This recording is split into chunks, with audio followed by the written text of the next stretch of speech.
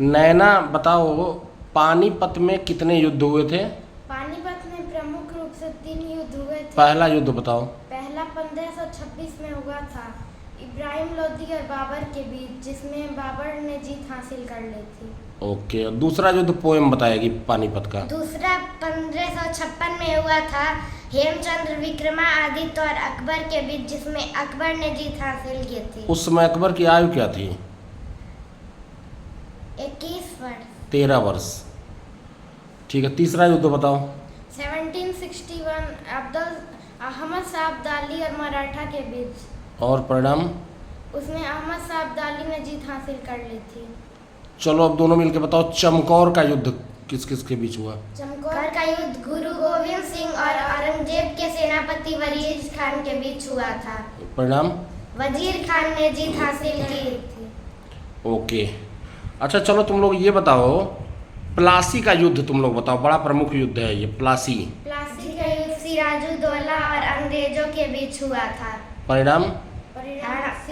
अंग्रेज जीते थे। प्लासी के युद्ध में एक नाम आता है षड्यंत्र करने में, धोखा देने वाला, उसका वो नाम कौन सा था? मीर जाफर। मीर जाफर के ही व्यक्तित्व जैसा दो और नाम बताओ। विभीषण और जयचंद्र। जयचंद्र। प्लासी के युद्ध के बाद अंग्रेजी सेना से फिर बक्सर में भी युद्ध हुआ था। हाँ। उसके बारे में कुछ पता है? बताओ। 1764 में हुआ था। हाँ, उसमें भी अंग्रेज जीत गए थे।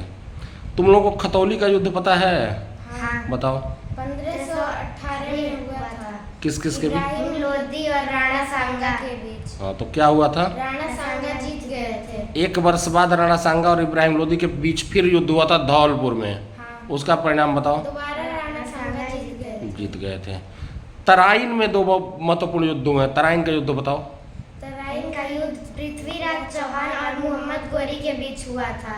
पहले युद्ध में पृथ्वीराज चौहान जीते थे। हाँ। दूसरे युद्ध में मोहम्मद गोरी जीता था। पृथ्वीराज चौहान के साथ धोखा हुआ था दूसरे युद्ध में, किसने किया था? जयचंद्र ने। जयचंद्र ने किया था। Okay, very good.